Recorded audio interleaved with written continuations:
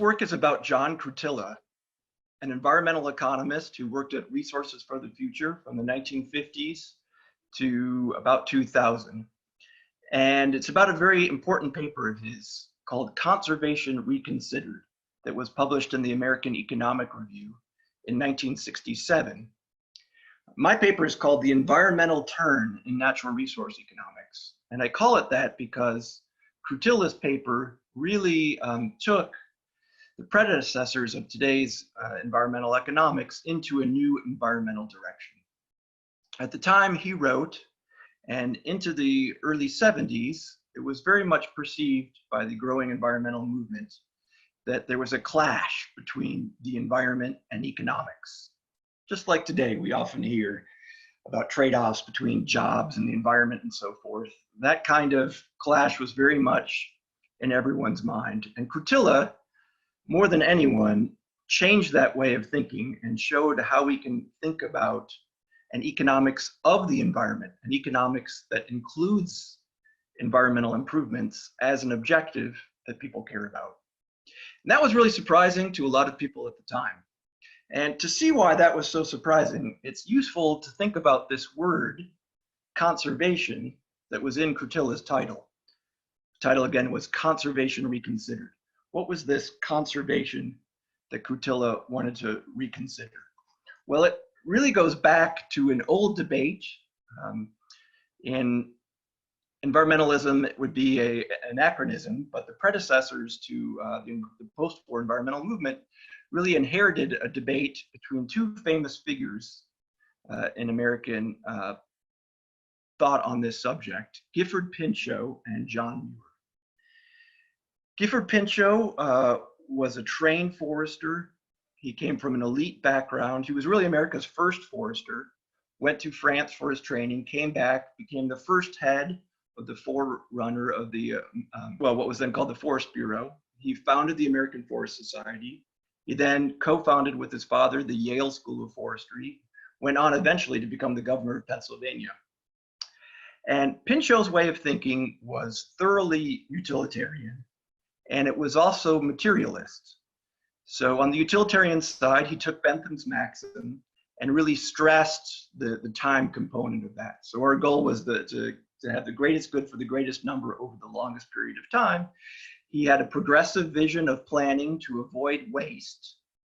But interestingly, he felt not using resources was also a kind of waste. So if you just preserved a resource and never used it, then you were wasting it. Resources were there to be used, but we needed wise use.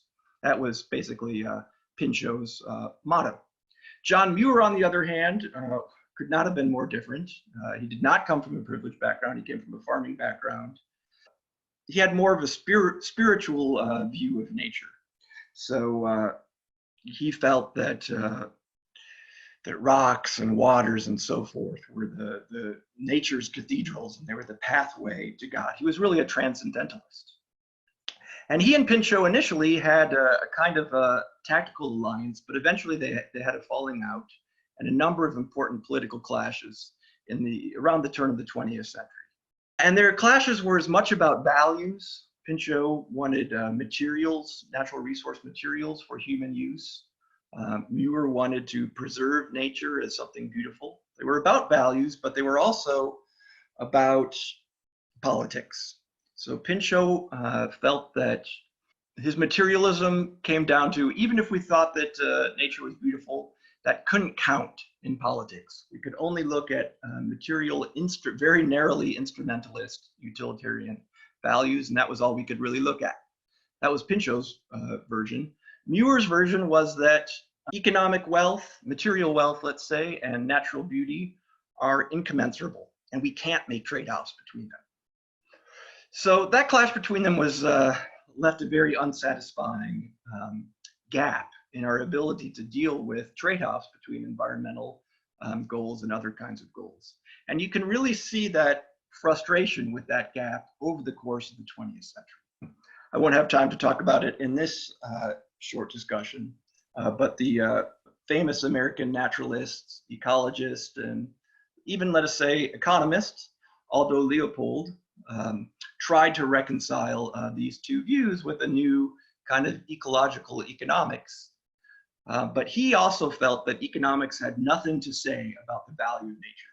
Economics was important because incentives are important, but there are no economic values to nature, or if they are, they're so remote as laughable if you try to quantify them. That was Leopold's view, and surprisingly, that was the economists' view as well. So there had been efforts starting in the 1940s to bring environmental values into benefit cost analysis, starting with the economic value of outdoor recreation.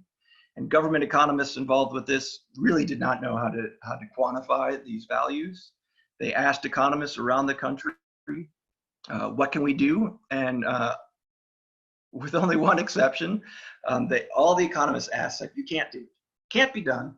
You can't quantify these values of recreation because they're not economic. They're spiritual. They're of the mind. They're transcendent. It's not economic, so don't try. That was really where economics and the view of economics was right into the 1960s when Krutilla started doing his writing. And what Krutilla said was, well, now, wait a minute here. John Muir is clearly right. People do value nature for its own sake, but that's a value. That counts.